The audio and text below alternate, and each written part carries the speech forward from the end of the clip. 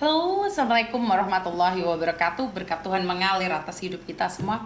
Semoga semua makhluk hidup bahagia. Terima kasih teman-teman yang sudah hadir di malam hari ini. Terima kasih juga yang sudah menunggu ya. Saya telat hampir seperempat jam karena masih godok kacang. Jadi hari ini saya ingin menyapa kalian dengan godok kacang. Enak banget ya. Makanan-makanan seperti ini. Makanan-makanan desa. Ya, jadi teman-teman, di sini saya ingin membahas tentang gaya hidup. Setelah saya buat podcast yang begitu banyak dengan keadaan yang ada, ternyata yang mempengaruhi kehidupan kita itu kebanyakan adalah gaya hidup. Gaya hidup kita yang berbeda. Jadi ini terima kasih yang sudah hadir ya. Ngedodok ngarep dewe ya wes, selamat mendodok-dodok dulu ya. Diintip-intip kok nggak live ya, sudah live. Soalnya lagi nggodok jagung. Jadi saya minta maaf, lagi nggodok jagung karo nggodok kacang. Oh, godok kacang apa sih namanya? Dele. Jadi buat teman-teman terima kasih ya kehadirannya. Saya hanya berpesan di sini yang sudah hadir, kita semuanya harus berubah. Kalau dulu kita bisa gaya-gayaan, ugal-ugalan atau apapun, sebenarnya itu hak kalian, itu hak mutlak kalian. Kalian mau ngapain terserah kalian. Cuman disesuaikan tempatnya, disesuaikan juga umurnya. Itu harus sesuai ya teman-teman ya. Karena kalau kita di luar negeri dengan gaya apapun itu masih terlihat sangat wajar sekali. Tapi dengan gaya kita yang berbeda saat pulang kampung itu juga berbeda juga. Itu mempengaruhi. Karena itu saat kita ada di luar negeri, kita harus juga ingat bahwa suatu saat kita itu akan pulang kampung dan gaya kita itu nggak akan sementereng waktu di luar negeri. Ini saya mengingatkan ya, karena banyak sekali orang yang sudah di luar negeri dengan bangganya mengatakan saya di Taiwan 10 tahun, saya di Singapura 30 tahun, saya di mana-mana bertahun-tahun. Tapi kamu tidak bisa merubah nasibmu untuk lebih baik lagi. Kamu tidak bisa memperbaiki ekonomi. Terus omahmu tetap kayak ngono ya jelas diguyu wong. Ya gak nyalahne sing guyu. Tapi karena melihat penampilanmu yang serba wow saat ada di luar negeri tidak sesuai. Tidak sesuai dengan kenyataan yang ada di kampung. Yo ojo lara ati lek dilokne wong. Ya karena itu sesuaikan gayamu, penampilanmu atau apapun saat kamu di luar negeri maupun ada di dalam negeri. Karena itu biar nggak menjadi ontran. Leres napa mboten? Leres napa mboten? Karena banyak sekali kita itu lupa saat kita ada di luar negeri, kita udah overload. Yang sudah terjadi, saya tidak mengatakan ataupun menyindir siapapun ya. Kalau itu sudah terjadi dan kalian tidak bisa memperbaiki diri karena itu masa lalu, udah saya nggak komen buat kalian yang saat ini sudah pulang kampung dan akhirnya terpuruk. Saya tidak menyalahkan kalian. Tapi pesan ini buat kamu yang saat ini masih ada di luar negeri. Jadi pesan ini buat kamu yang masih ada di luar negeri, gaya-gayaan, kamu sebagai apa ya? Sebagai contoh, banyak sekali orang yang pulang kampung itu akhirnya tidak jadi apa-apa. Kenapa? Umur sudah semakin bertambah, gaya hidup juga berubah. Saat pulang kampung, kamu itu nggak bisa meletik. Paham ya teman-teman ya? Yang sudah terjadi saya no comment ya, karena tidak ada hubungannya dengan saya ya. Karena itu saya hanya mengingatkan saja bagi kalian yang saat ini masih ada di luar negeri, berhati-hati karena kalau sudah pulang kampung semuanya akan berubah. Saya sudah mengingatkan, tadi saya sempat ngobrol-ngobrol dengan beberapa orang berbicara bahwa ke perempuan ke luar negeri itu pasti nakal. Nggak kayak gitu konsepnya. Nggak kayak gitu konsepnya. Nggak semua. Ada orang yang keluar negeri ku malah nggak ngerti apa-apa. Benar nggak sih? Jadi jangan sampai kamu merasa bahwa kalau keluar negeri itu semuanya nakal. Saya nggak setuju nih kalau ada yang bilang, alah di luar negeri paling ditompaki bose. Bosmu ndasmu peyang we. Emangnya bos syukur-syukur nompaki? Jadi tidak ya, pikiran mindsetnya itu diubah juga ya. Ini kan banyak orang-orang yang di kampung. Mbak Eni terima kasih sawerannya, tapi ngopo kok nyawer-nyawer Mbak Eni? Saya iku rodok trauma mbek saweran nah. Mbak aku ini gampang trauma ya. Tapi terima kasih ya Mbak Eni, appreciate. Semoga ini bermanfaat. Jadi sekali lagi buat teman-teman yang ada di luar negeri, jangan meletrek-meletrek saat ada di luar negeri. Semua orang ditantang, giliran kembali ke kampung halaman, kita bukan siapa-siapa. Kita bukan siapa-siapa, yang mengenalimu adalah tetangga-tetanggamu.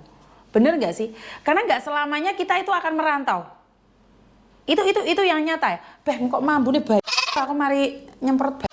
Jadi jangan dibiasakan meletrek-meletrek ya teman-teman ya. Kalau sudah pulang kampung itu beda banget loh. Kehidupannya itu beda banget. Jadi karena itu saya mengingatkan buat teman-teman yang saat ini berada di luar negeri, ya sesuai.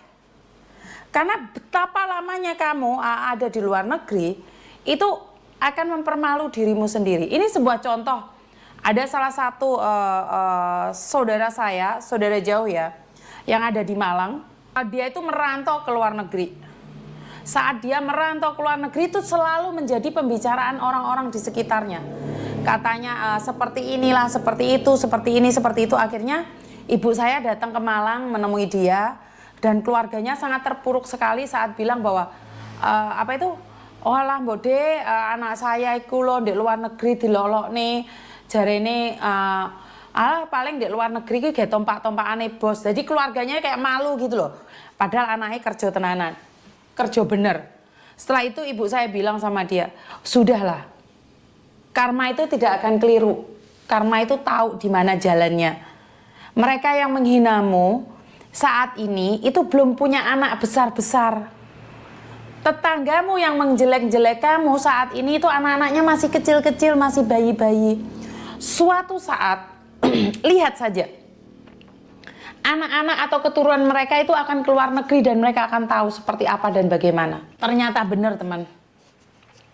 Setelah kehidupan berubah, dan apa yang terjadi? Tetangganya yang kemarin menghina-hina itu, keturunannya ke luar negeri. Bahas-bahasan di luar negeri.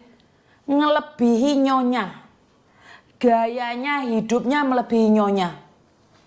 Padahal yo kerja podo karo aku mbek awakmu ngosek WC. Artinya adalah jangan mudah menghina orang lain, menjatuhkan orang lain, karena kita itu masih punya keturunan yang belum tentu kita tahu. Faham maksud saya? Karena kita belum tentu tahu anak dan keturunan kita itu apakah sebaik kita. Apakah anak-anak keturunan kita itu akan sama dengan kita? Nggak tahu. Dan masa depan anak-anak kita itu juga nggak tahu. Karena itu teman-teman nih yang masih punya anak-anak kecil, ngelihat tetangganya ada sesuatu yang nggak bener, ojo dilok nih. Karena kalau kamu ngelok nih, suatu saat akan terjadi pada keturunanmu. Karma is real. Itu benar-benar sekali. Saya ngelihat dengan mata kepala sendiri. Itu orang yang dulunya kaya raya, senengane ngecek tonggone, lah kok keturunannya di luar negeri. Malah di luar negeri kok lebih parah. Tahu sendiri kalau orang kampung, wong desa banget. Nggak pernah tahu dunia lain, saat ada di luar negeri biasanya dibrukuti metu, ditutupi pendile tok. Nah inilah yang harusnya menjadi PR buat kalian semua ya. Kenapa? Pokok sing pacane norak-norak kuwi mau, biyen dek kampungnya mereka brukut banget. Tapi saat sudah menginjak dunia lain, ya kudu dunia lain ya, negara lain, alah wis gak karo-karuan kari mek nutupi pendile tok. Jadi sekali lagi saya selalu mengingatkan, wes ojo ngenyek wong liya, ojo ngelokno wong liya. Ini nyata sekali. Jadi selama ini bapak ibunya, neneknya dulu menghina tetangganya karena miskin, keluar negeri, dikiranya keluar negeri itu adalah menjadi wanita murahan. Ternyata keturunannya hari ini semuanya pada keluar negeri. Saat keluar negeri, ya kuwi mau mek sing ditutupi pendile tok. Nah, itulah saya selalu mengingatkan kalian. Iya betul, culture shock, apa culture drot, wis ora ngerti. Karena itu saya selalu bilang, oke, kamu primpen, kamu masih belum tahu dunia luar. Mangkane lek ngomong wong luar negeri ki jan sak enake dhewe. Asal ngomong. Orang yang tidak pernah ke luar negeri kalau ngenyek TKW ugal-ugalan. Mereka nggak mikir.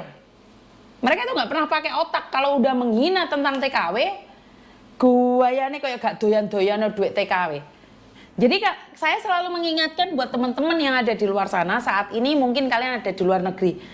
Jangan menghina siapapun, jangan menjatuhkan siapapun, jangan meletrek-meletrek sama siapapun. Karena keturunan kita itu belum tentu sebaik kita. Kalau keturunan kita melakukan sesuatu akan diketawakan sama orang. Oh kae lho, biyen masalah lek ngelokne tanggane tiba piye yu. Anake lho padha. Anake lho saiki ngono kuwi ndek luar negeri ora klambian. Kan dadi untran-untran toh. Bener enggak? Jadi artinya adalah jangan menghakimi orang lain. Ya, wis ora usah menghakimi, sok menghakimi orang lain, ora usah melok-melok. Nek wong apa-apa ya ora usah melok-melok. Terus tadi juga informasi bahwa Koko Thomas sudah datang ke rumah sakit ya tadi ya. Sebentar, saya lihat dulu. Sini nanti, oh iya, iki. Mbak Esen di rumah sakit tak teleponnya apakah sudah mendapatkan itunya. Sebentar ya. Saya akan menghubungi yang ada di rumah sakit Poi. Mấy gì à? Có gì? Trung文嗰啲。中文啊，佢老闆話佢個明明咧，醫生話係個腎唔舒服。跟住咧？跟住佢話腰唔舒服。跟住咧？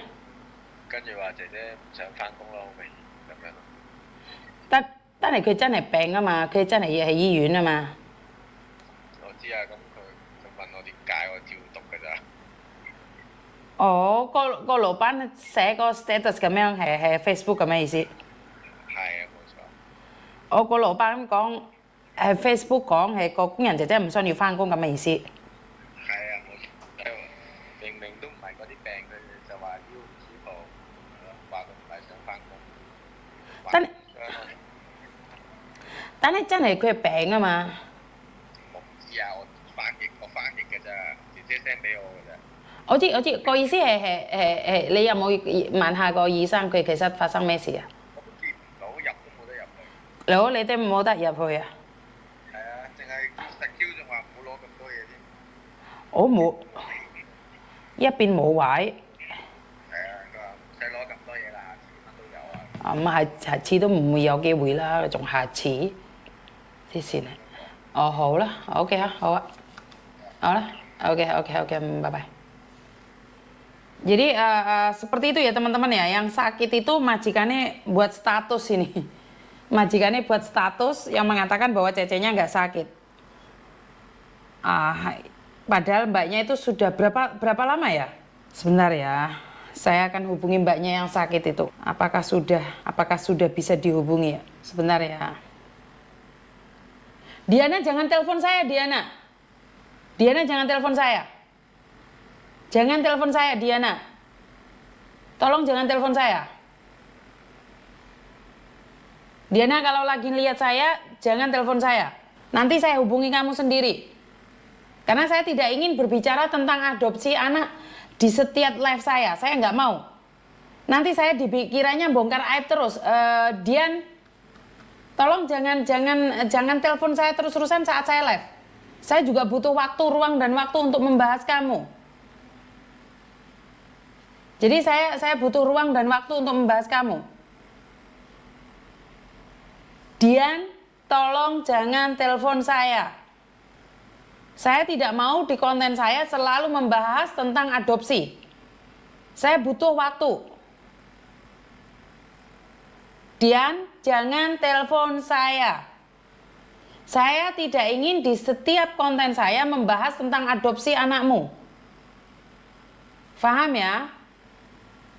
Jangan terlalu ngoyok kalau minta tolong. Saya sudah bilang saya menolong kamu. Jangan selalu kalau telepon saya membahas tentang adopsi anak. Jangan ya. Karena saya hanya memberikan kesempatan sekali dua kali untuk naik di podcast saya, tapi jangan terus membuka aib sendiri. Jangan. Saya nggak mau. Mohon difahami ya. Saya bantu kamu semampu saya, tapi kalau kamu ngoyok telepon saya akan berhenti membantu. Saya nggak suka seolah-olah saya wajib. Saya membantu hanya semampunya. Ada beberapa orang yang mau adopsi, tapi bukan berarti kamu mau menghubungi mereka secara langsung. Masih ingat salah satu orang yang ada di Medan sudah dikasih uang sama Mbak Nuri, malah mau pinjem uang di Mbak Nuri untuk menebus suaminya di Kamboja. Nggak kayak gitu konsepnya, saya nggak suka. Jadi minta tolong harus relax dulu. Jadi kalau kamu ngoyok telepon saya, Dian, saya pikirannya malah lain loh ya. Jangan ngoyok telepon saya. Saya masih ngurusin anak yang sakit di rumah sakit. Karena saya nggak mau abal-abal ngomong sama kalian baik-baik tapi ternyata palsu. Saya nggak suka ya. Tolong kasih saya ruang juga.